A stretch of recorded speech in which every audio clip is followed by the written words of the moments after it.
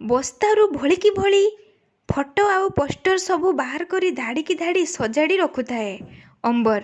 ଗୋଟେ ବ୍ରସ୍ ବାହାର କରି ଝାଡ଼ି ପକାଉଥାଏ ସେ ସବୁକୁ, ସେଥିରେ ଯେମିତି ଧୂଳି ନ ଲାଗିବ, ନହେଲେ ଯିଏ ଫଟୋ କିଣିବାକୁ ଆସିବ ସିଏ ଦେଖିକି ଅମଙ୍ଗ ହେବେ କାଳେ। ଗୋଟେ ଧାଡ଼ିରେ ଠାକୁର ଫଟୋ, ଆଉ ଗୋଟେ ଧାଡ଼ିରେ ଫୁଲ ଆଉ ବିଭିନ୍ନ ସିନେରୀ ସବୁ, ଆଉ ଗୋଟେ ପଟେ ସବୁ ଫିଲ୍ମ ଷ୍ଟାରମାନଙ୍କ ଫଟୋ, ଆଉ ଗୋଟେ ଧାଡ଼ିରେ ଜୀବନ ଆଉ ପ୍ରେମକୁ ନେଇ ଲେଖା ହେଉଥିବା କୋଟ୍ସ। ପ୍ରତିଦିନ ଗୋଟେ ପାଲ ପକେଇ କଲେଜ ଗେଟ୍ ସାମ୍ନାରେ ବସେ ଅମ୍ବର। ଆଉ କେବେ କେବେ ବଜାର ଉପରେ ତ ପୁଣି କେବେ ମେଳା ହେଉଥିବା ଜାଗାରେ।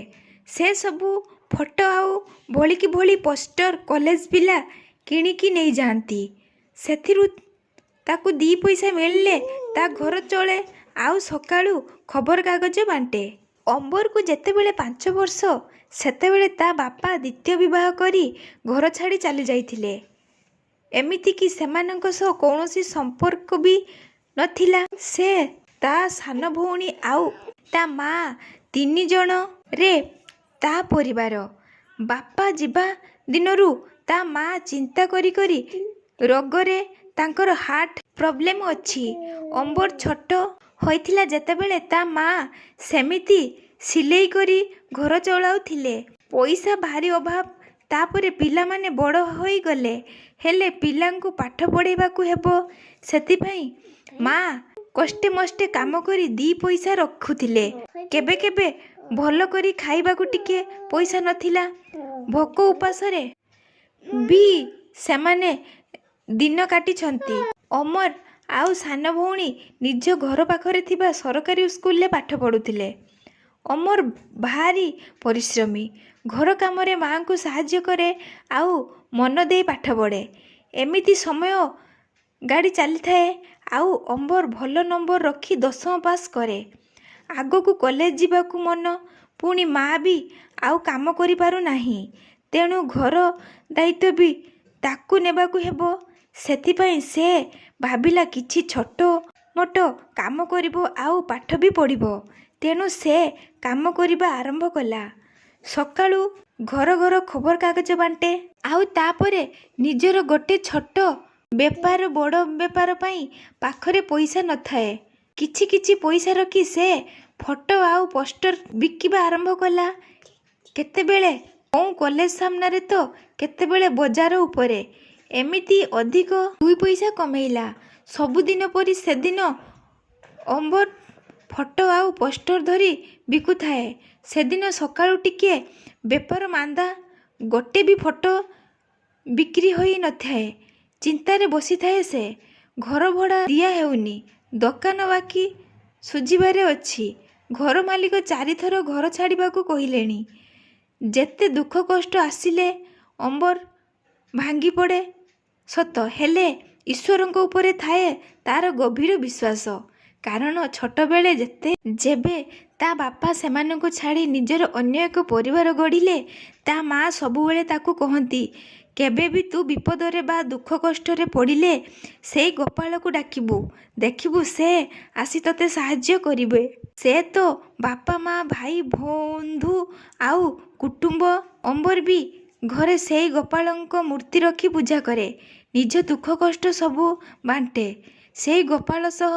ଆଉ ତାକୁ ସତେ ଯେମିତି କିଛି ସାହସ ମିଳିଯାଏ।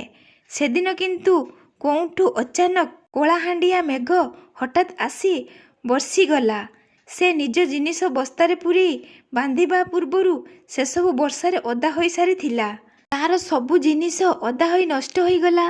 ଅମ୍ବର ଆଖିରୁ ଠୋପ ଠୋପ ହୋଇ ଲୁହ ବାହାରି ପଡ଼ିଲା। ସେ ଗୋପାଳଙ୍କୁ କାନ୍ଦି କାନ୍ଦି କହିଲା, ସକାଳୁ ତ ବେପାର ନଥିଲା। ସେ ଯାହା ହେଉ ଯାଇ ହାଟ ଆଡ଼େ ଟିକେ ବୁଲି ଆସିଥାନ୍ତି। କିଛି ଟିକେ ବିକ୍ରି ହେଇଥାନ୍ତା। ହେଲେ ତୁମେ ମୋ ସହ ଏମିତି କାହିଁକି କଲ ପ୍ରଭୁ? ଏମିତି ଅଚାନକ ବର୍ଷାରେ ମୋ ସବୁ ଜିନିଷ ବରବାଦ। ପାଖରେ ପଇସା ନାହିଁ।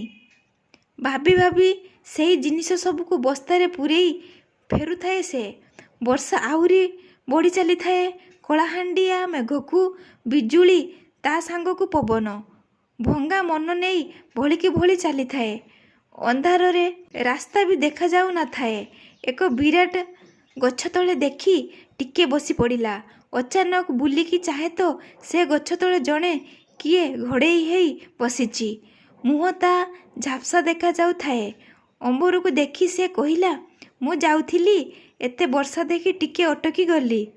କଣ୍ଠସ୍ୱରରୁ ଗୋଟେ ବୃଦ୍ଧ ଲୋକ ବୋଲି ଲାଗିଲା।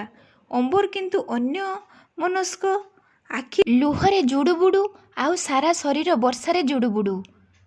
ଅମ୍ବରକୁ ଦେଖି ସେ କହିଲା, ପୁଅ, ମୁଁ ଯାଇଥିଲି ବଜାରକୁ 2 ବସ୍ତା ବାଡ଼ିତୋଳା ପରିବା ନେଇ ବିକିବାକୁ।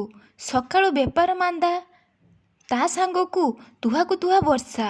ମୋର ଏ ବୟସରେ ଆଉ ବଳ ପାଉନି। ଏସବୁ ନେଇ ଫେରୁଥିଲି, ହେଲେ ଆଉ ଦେହଟା ଭଲ ଲାଗୁନି, ପାରିବିନି। ଏତିକି କହି ସେ ଅମ୍ବରକୁ କହିଲା, ପୁଅ, ତମେ କୁଆଡ଼େ ଯାଉଥିଲ? ଅମ୍ବର ନିଜ ବେପାର ବିଷୟରେ କହିଲା। ତାପରେ କିଛି ସମୟ ପରେ ସେ ବୃଦ୍ଧ କହିଲେ, ପୁଅ, ମୋତେ ଟିକେ ସାହାଯ୍ୟ କରିବ? ଏସବୁ ପରିବା ନେଇଯାଇ ତମେ ବିକ୍ରି କର। ହେଲେ ଅମ୍ବର କହିଲା, ମଉସା, କେମିତି ନେବି ଏସବୁ? ମୋ ପାଖରେ ବେଶୀ ପଇସା ନାହିଁ। ମୋ ନିଜ ବେପାର ମାନ୍ଦା, ତା ସହ ବର୍ଷାରେ ମୋ ଜିନିଷ ନଷ୍ଟ। ସେପଟେ କଲେଜରେ ଆଡ଼ମିସନ୍ କରିବି ଭାବୁଛି, ହେଲେ ପଇସା ନାହିଁ। ଘର ଭଡ଼ା ସାଙ୍ଗକୁ ଦୋକାନ ବାକି। ମୁଣ୍ଡରେ ହାତ ଦେଇ କାନ୍ଦିଲା ସେ।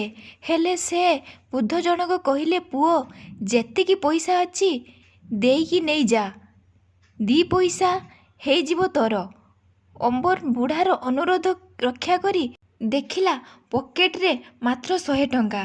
ସେତକ ଦେଇଦେଲେ ସେ ହଇରାଣ ହେବ।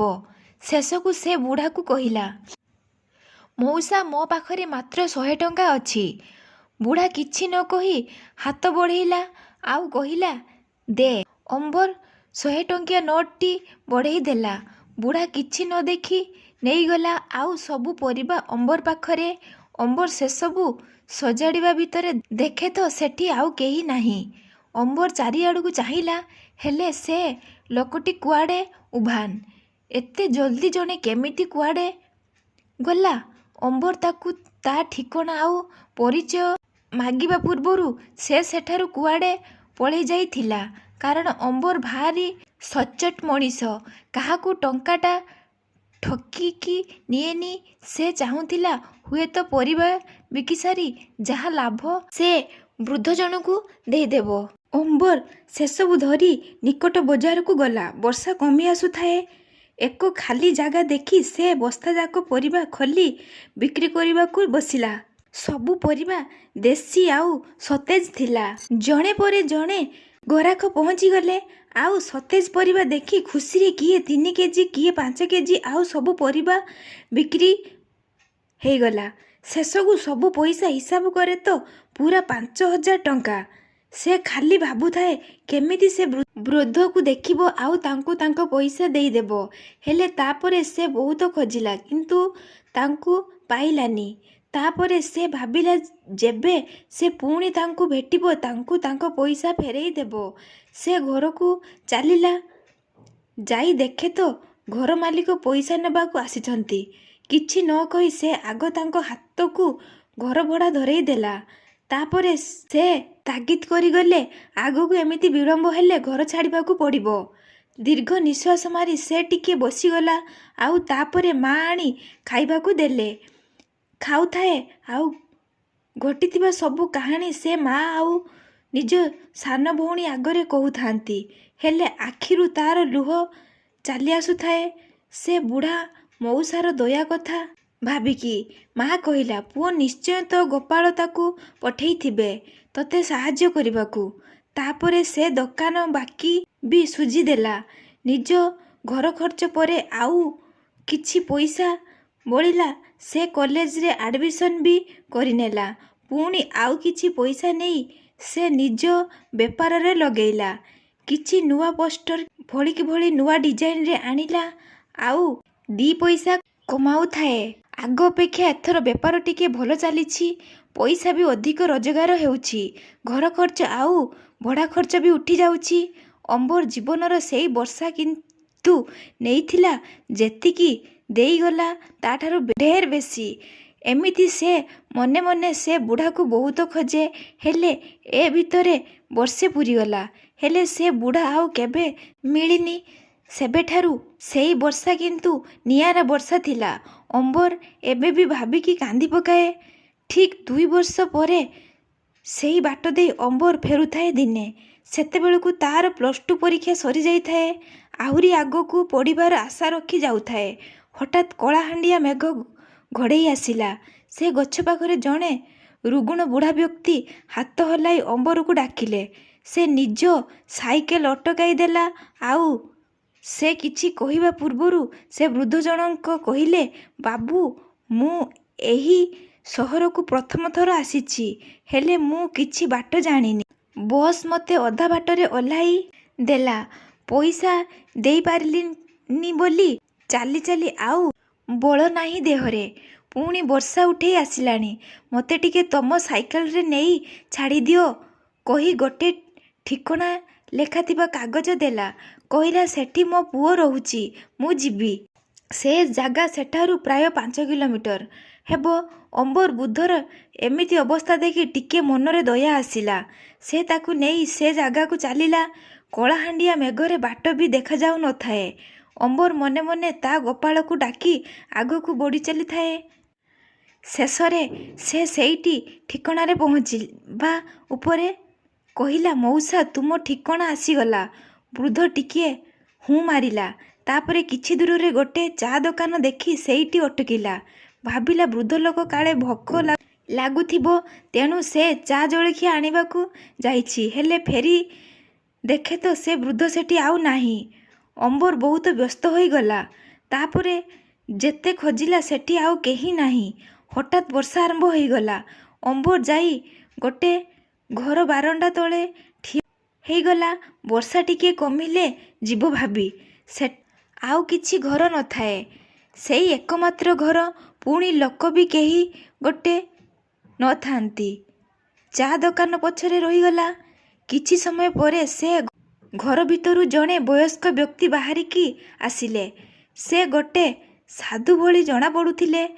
ବେକରେ ତାଙ୍କର ତୁଳସୀ ମାଳି ଆଉ କୃଷ୍ଣଙ୍କ ଗୋଟେ ବଡ଼ ଲକେଟ ତାଙ୍କ ଗଳାରେ, ମୁଣ୍ଡରେ ଚିତା। ଅମ୍ବର ତାକୁ ଦେଖି କହିଲା, ବର୍ଷାରେ ମୁଁ ଟିକେ ଏଇଠି ଠିଆ ହେଉଛି। ସେ କହିଲେ, ଠିକ୍ ଅଛି ପୁଅ, ଡରିବାର କିଛି ନାହିଁ। ଏଇଟା ଗୋଟେ ଆଶ୍ରମ। ଏଠି ମୁଁ ରୁହେ। ତୁମେ ଚାହିଁଲେ ଭିତରେ ଆସି ବସିପାର। ମନ୍ଦିର ଅଛି, ଗୋପାଳଙ୍କ ଦର୍ଶନ ବି କରିପାର। ଗୋପାଳଙ୍କ ନାଁ ଶୁଣିଦେଇ ଅମ୍ବର ଆଉ ନିଜକୁ ସମ୍ଭାଳି ପାରିଲାନି। ଭିତରକୁ ଗଲା। ଅତି ସୁନ୍ଦର ପରିବେଶ। ସୁନ୍ଦର ଗୋଟେ ବିରାଟ ବଗିଚା। ସେଠି ଗୋପାଳଙ୍କ ଗୋଟେ ମନ୍ଦିର। ସେ ସାଧୁ ଜଣକ ତାଙ୍କ କୋଠରୀକି ଗଲେ। ଆଉ ଅମ୍ବର ସେମିତି ସେଇ ଗୋପାଳଙ୍କ ମୂର୍ତ୍ତି ଆଗରେ ବସି ଗୋପାଳଙ୍କୁ ଅନେଇ କାନ୍ଦୁଥାଏ। ଏଇ ଭିତରେ ବର୍ଷା ଆହୁରି ଜୋରରେ ହେଇ ଚାଲିଛି। ଆଉ ଅମ୍ବର ଆଖିରୁ ବି ଲୁହର ବର୍ଷା। କେତେ କଷ୍ଟ ତା ଜୀବନରେ। ତା ବୟସର ପିଲାମାନେ କେତେ ମଜାରେ ପାଠ ପଢ଼ୁଛନ୍ତି, ହେଲେ ତାର ଘର ଚଳେଇବାକୁ ପଇସାଟିଏ ନାହିଁ। ପୁଣି ବେପାର ନ କଲେ ସେ ଚଳିବା କଷ୍ଟ ହୋଇଯିବ। ଆଉ ତ ମନ ଆଗକୁ ଯାଇ ଆହୁରି ପାଠ ପଢ଼ିବାକୁ ହେଲେ ସେଥିପାଇଁ ପଇସା ଦରକାର। ଘରେ ମା ରୋଗିଣା, ତାର ଚିକିତ୍ସା ଦରକାର। ଭଉଣୀର ବିବାହର ପାଇଁ ବି ଆଗକୁ ପଇସା ଦରକାର। ଭଉଣୀ ବି ଭଲ ପାଠ ପଢ଼ୁଛି, ସେଥିପାଇଁ ଟଙ୍କା ଦରକାର। ଏସବୁ ଭାବିବା ଭିତରେ ସେ ସାଧୁ ଆସି ତା ପାଖରେ। ସେ ଅମ୍ବରକୁ ଦେଖି ଜାଣିଗଲେ ପିଲାଟି ନିଶ୍ଚୟ କିଛି ବିପଦରେ ଅଛି। ସେ ଅମ୍ବର ସହ ବସି କଥା ହେଲେ ଆଉ ତା ବିଷୟରେ ପଚାରି ବୁଝିଲେ। ଅମ୍ବର ନିଜ କଥା ସବୁ କହି ଚାଲିଥାଏ। ସବୁ ଶୁଣିସାରି ସେ ସାଧୁ ଜଣକ ପଚାରିଲେ, ପୁଅ, ମୋତେ ଟିକେ ତମେ ସାହାଯ୍ୟ କରିବ? ତମେ ପଢ଼ା ଲେଖା କରିଛ, ଭଦ୍ର ପିଲା ଦେଖି ତମକୁ କହିଲି। ଅମ୍ବର କହିଲା, ଆଜ୍ଞା କୁହନ୍ତୁ, ମୁଁ କେମିତି ଆପଣଙ୍କୁ ସାହାଯ୍ୟ କରିପାରେ? ସାଧୁ କହିଲେ, ଆମ ଏଇ ଆଶ୍ରମ ଗରିବ ଲୋକମାନଙ୍କ ସେବାରେ। ଏଠି ଆଶ୍ରମ ନାଁରେ ବହୁତ ଜମି ଅଛି। ସେଠି ବିଭିନ୍ନ ପନିପରିବା, ଫଳମୂଳ ଚାଷ ହୁଏ। ଆଉ ସେସବୁ ଯେତିକି ହୁଏ ବିକ୍ରି ହୁଏ। ଆଉ ଆଶ୍ରମରେ ଖିଆ ହୁଏ।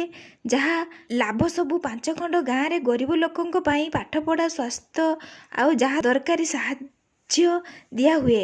ହେଲେ ମୁଁ ତ ଆଶ୍ରମ ପୂଜାରେ ବ୍ୟସ୍ତ ରୁହେ। କେତେ ଲୋକଙ୍କୁ ଡାକିକି କହିଲି ଟିକେ ସେ ଚାଷବାସ ବୁଝାବୁଝି କରି ସବୁ ପଇସାପତ୍ର ହିସାବ କିତାବ କରିବେ ଆଉ ମୋତେ ସାହାଯ୍ୟ କରିବେ। ହେଲେ ସମସ୍ତେ ଠକିକି ପଇସା ନେଇ ଫେରାର। ଏବେ ରାଗିକି ମୁଁ ଆଉ କାହାକୁ ରଖିନି। ହେଲେ ବହୁତ ପନିପରିବା ସେମିତି ହଉଛି। ହେଲେ ବେପାର ଟିକେ କିଏ ଦେଖିଲେ କେତେ ଗରିବ ଲୋକ ଆହୁରି ସୁବିଧା ପାଆନ୍ତେ। ତେଣୁ ତୁମେ ଯଦି ତୁମ ପଢ଼ା ସହ ପ୍ରତିଦିନ କିଛି ସମୟ ଦିଅନ୍ତ ହୁଏତ ସବୁ ସୁବିଧା ହେଇଯାଆନ୍ତା। ଅମ୍ବର ଏସବୁ ଶୁଣି ଆଉ ମନା କରିପାରିଲାନି। କାରଣ ଏହାଦ୍ୱାରା କେତେ ଲୋକ ସାହାଯ୍ୟ ପାଇବେ ଆଉ ସେ ଗୋପାଳଙ୍କୁ ନୀତି ଦେଖିବ ସେଠି। ତେଣୁ ସେ ହଁ କହିଲା। ସେ ସାଧୁ ଜଣକ ଭାରି ଖୁସି ହେଇଗଲେ ଆଉ ତାଙ୍କୁ ତା କାମ ସବୁ ବୁଝାଇ ଦେଲେ ଆଉ କହିଲେ ତୁମେ ବି ତୁମ ଘର ଖର୍ଚ୍ଚ ପାଠପଢ଼ା ଆଉ ଯାହା ଯେତେବେଳେ ଦରକାର ପଇସା ନେଇ ଖର୍ଚ୍ଚ କରିବ ଆଉ ମାସକୁ ଦରମା ଆକାରରେ 7,000 ଟଙ୍କା ନେବ। ସବୁ ଶୁଣି ଅମ୍ବର ଆଖିରେ ଲୁହ ଆସିଗଲା। ସତେ ଯେମିତି ଗୋପାଳ ତା ହାତ ଧରି ଏଠିକି ନେଇ ଆସିଛନ୍ତି ଆଉ ନିଜ ହାତରେ ତାଙ୍କୁ ସାହାଯ୍ୟ କରିବାକୁ ଚାହୁଁଛନ୍ତି। ସାଧୁ କହିଲେ ସବୁ ତାଙ୍କ ମାୟା। ଏସବୁ ଭିତରେ ବର୍ଷା ଛାଡ଼ି ଯାଇଥାଏ। ଅମ୍ବର ତା ପରଦିନଠାରୁ କାମରେ ଯୋଗଦେବ କହି ଘରକୁ ବାହାରି ଥାଏ। ସେ ସାଧୁ ଜଣକ ଆଶ୍ରମରେ ହେଇଥିବା ଗୋପାଳଙ୍କ ପ୍ରସାଦ କିଛି ତାଙ୍କୁ ପାର୍ସଲ କରି ଦେଲେ। କହିଲେ ନେଇଯାଅ, ଘରେ ସମସ୍ତେ ମିଶି ଖାଇବ। ସେଦିନ ତା ଖୁସି କହିଲେ ନ ସରେ। ପ୍ରସାଦ ଧରି ସେ ଫେରିଲା ନିଜ ଘରକୁ। ହେଲେ ବାଟରେ ସେ ବୃଦ୍ଧଙ୍କୁ ମନେ ମନେ ଖୋଜୁଥାଏ। ହେଲେ ସେଇ ବୁଢ଼ା କୁଆଡ଼େ ଉଭାନ। ଘରେ ଆସି ପହଞ୍ଚି ମା ଆଉ ସାନ ଭଉଣୀ ଆଗରେ ସବୁ ଘଟିଯାଇଥିବା ଘଟଣାମାନ କହି ଚାଲିଲା। 2 ବର୍ଷ ପୂର୍ବର ସେଇ ବର୍ଷା, ସେଇ ଗଛ, ସେ ବୃଦ୍ଧ। ଆଉ 2 ବର୍ଷ ପରେ ସେଇ ବର୍ଷା, ସେଇ ଗଛ ଆଉ ଜଣେ ବୃଦ୍ଧ। ଏସବୁ ସେ ଜାଣିଗଲା ସେଇ ଗୋପାଳଙ୍କ ମାୟା। ନହେଲେ ଏମିତି କିଏ ଆଉ ତାଙ୍କୁ ସାହାଯ୍ୟ କରିବ। ମା ଅମ୍ବର ମୁଣ୍ଡରେ ହାତ ବୁଲେଇ କହିଲେ ସେଇ ଗୋପାଳ ତୋତେ ସବୁବେଳେ ଭଲରେ ରଖନ୍ତୁ। ସେ ହଁ ତୋ ବାପା ମା ଭାଇ ବନ୍ଧୁ ଆଉ କୁଟୁମ୍ବ। ତା ପରଦିନ ସେ ସେଇ ଆଶ୍ରମରେ କାମ କରିବା ଆରମ୍ଭ କଲା। ଭାରି ମନୋଯୋଗ ସହକାରେ ସେ କାମ କଲା। ଚାଷୀମାନଙ୍କୁ ସୁଖ ଦୁଃଖରେ ସାହାଯ୍ୟ କରେ। ସେମାନେ ସବୁ ଜମି ଚାଷ କରି ଯେମିତି ସୁନାର ଫସଲ ଫଳେଇଲେ। ତାଙ୍କୁ ଉଚିତ ପରିଶ୍ରମ ମିଳିଲା। ଦିନକୁ ଦିନ ଆହୁରି ବେଶୀ ପନିପରିବା ଆଉ ଫଳମୂଳ ବାହାରିଲା। ସେସବୁ ଲୋକ ଲଗେଇ ବଜାରରେ ବିକ୍ରି କରାଗଲା। ଅମ୍ବର ସବୁ କାମ ଅତି ଦକ୍ଷତାରେ ସହ କରିଚାଲିଲା। ଟଙ୍କାଟିଏ ବି ସେ ଲୋଭ କରେନି। ଏସବୁ ଦେଖି ସାଧୁ ତା ଦରମା 7,000ରୁ 10,000 କରିଦେଲେ। ଆଉ ତା ଘର ଭଡ଼ା ଅନ୍ୟ ଖର୍ଚ୍ଚ ବାବଦକୁ ଅଲଗା ଟଙ୍କା। ଏମିତିରେ ସେ ପଢ଼ିବାକୁ ସୁଯୋଗ ପାଇଲା। ଆହୁରି ଆଗକୁ ପଢ଼ି ଚାଲିଲା। ସାଧୁ ଜଣଙ୍କୁ ଗୋଟେ ଭଲ ବିଶ୍ୱାସୀ ମଣିଷ ମିଳିଗଲା ଯାହାକୁ ସେ ଭାରି ବିଶ୍ୱାସ କରିପାରୁଥିଲେ ଆଉ ନିଜ ଗୋପାଳଙ୍କ ସେବାରେ ଲାଗି ପଡ଼ିଲେ। ଅମ୍ବର ନିଜ ମାଙ୍କ ଚିକିତ୍ସା ଭଲ ଡାକ୍ତରଙ୍କ ପାଖରେ କରିଲା। ତା ସାନ ଭଉଣୀ +2 ବିଜ୍ଞାନ ଭଲ ନମ୍ବର ରଖି ପାସ୍ କଲା। ଆଉ ଅମ୍ବର ତାର ଇଞ୍ଜିନିୟରରେ ନାମ ଲେଖାଇ ଅମ୍ବର ବି ନିଜେ ଗୋଟେ ବ୍ୟାଙ୍କ ଚାକିରି ପାଇଗଲା ଆଉ ମ୍ୟାନେଜର ହେଇ ଜଏନ୍ କଲା। ହେଲେ ଆଶ୍ରମରେ ସେ ନିଜ ବଳକା ସମୟ ଦେଇ ସବୁ କାମ ବୁଝାବୁଝି କରେ ଆଉ ତା ପାଇଁ କେତେ ଗରିବ ଲୋକ ସାହାଯ୍ୟ ପାଇଲେ। ମାତ୍ର ଅମ୍ବର ଆଜି ଜୀବନରେ କିଛି କରିବାକୁ ଚାହେଁ। ସେ ବ୍ୟାଙ୍କ ଜବ୍ କଲାପରେ ବି ସେ ଆଶ୍ରମ ସହ ଜଡ଼ିତ ଥାଏ। ସେଇଠାରେ ହିଁ ତା ଜୀବନର କାହାଣୀ ଆଗକୁ ବଢ଼ି ଚାଲିଥିଲା। ଆଉ ତା ପାଇଁ ସାହାଯ୍ୟ ପାଉଥିବା 10 ଖଣ୍ଡ ଗାଁ ଲୋକ ଆଜି ତା ଅପେକ୍ଷା ସେ ଆସି ପହଞ୍ଚିଗଲେ। ସେମାନଙ୍କ ଖୁସି କହିଲେ ନ ସରେ। ଧୀରେ ଧୀରେ ସେ ଲୋକଙ୍କ ସେବାକୁ ନିଜ କର୍ତ୍ତବ୍ୟ ଭାବେ ବାଛିନେଲା। ଆଉ ଲୋକମାନେ ଚାହିଁଲେ ସେ ଗୋଟେ ଭଲ ରାଜନେତା ହେଇ ତାଙ୍କ ଅଞ୍ଚଳ ପାଇଁ କାମ କରୁ। ସେ ଆଶ୍ରମର ସାଧୁ ବି ଧୀରେ ଧୀରେ ବୟସ ବଢ଼ିବା ସହ ଅସୁସ୍ଥ ହେଇ ପଡ଼ୁଥିଲେ। ସେ ଚାହୁଁଥିଲେ ଅମ୍ବର କିଛି ଗୋଟେ ପଦକ୍ଷେପ ନେଇ ଆଉ ତାଙ୍କ ପରେ ସେ ହିଁ ଏସବୁ ବୁଝିବ। ଶେଷରେ ଗୋପାଳ ବି ବୋଧେ ତାହା ହିଁ ଚାହୁଁଥିଲେ। ଅମ୍ବର ନିଜ ସରକାରୀ ଚାକିରି ଛାଡ଼ି ଶେଷରେ ରାଜନୀତିରେ ଯୋଗଦେଲା ଆଉ ନିଜକୁ ଲୋକଙ୍କ ସେବାରେ ଉତ୍ସର୍ଗୀକୃତ କରିବାର ଶପଥ ନେଇ ସେ ପରବର୍ତ୍ତୀ ନିର୍ବାଚନରେ ବିଧାୟକ ହିସାବରେ ସେହି ଅଞ୍ଚଳରୁ ପ୍ରତିଦ୍ୱନ୍ଦ୍ୱିତା କରି ଲୋକଙ୍କ ବିପୁଳ ସମର୍ଥନରେ ଜିତିଲା। ତାପରେ ନିଜର ଭଲ କାମ ସହ ଲୋକଙ୍କ ପ୍ରତି ଥିବା ସ୍ନେହ ଶ୍ରଦ୍ଧା ତାଙ୍କୁ ବହୁତ ଆଗକୁ ନେଇଗଲା। ଆଜି ସେ କୃଷିମନ୍ତ୍ରୀ ଆଉ ନିଜ ଅଞ୍ଚଳ ପାଇଁ ସେ ସବୁବେଳେ କାମ କରିବାକୁ ଆଗଭର। ଆଉ ସେଇ 2ଟି ବର୍ଷା ତାଙ୍କ ଜୀବନର ଗତିପଥ ବଦଳାଇ ଦେଲା। ସେଇ ବର୍ଷା ନେଇଗଲା ଯେତିକି ଦେଇଥିଲା ଅନେକ କିଛି। ଆଜି ସେଇ ବର୍ଷାକୁ ସେ ମନେ ପକାଇ ଅନେକ କାନ୍ଦନ୍ତି। ସତରେ ଯେମିତି ସେ ବର୍ଷା ଥିଲା ଗୋପାଳଙ୍କ ଆଶୀର୍ବାଦର ବର୍ଷା।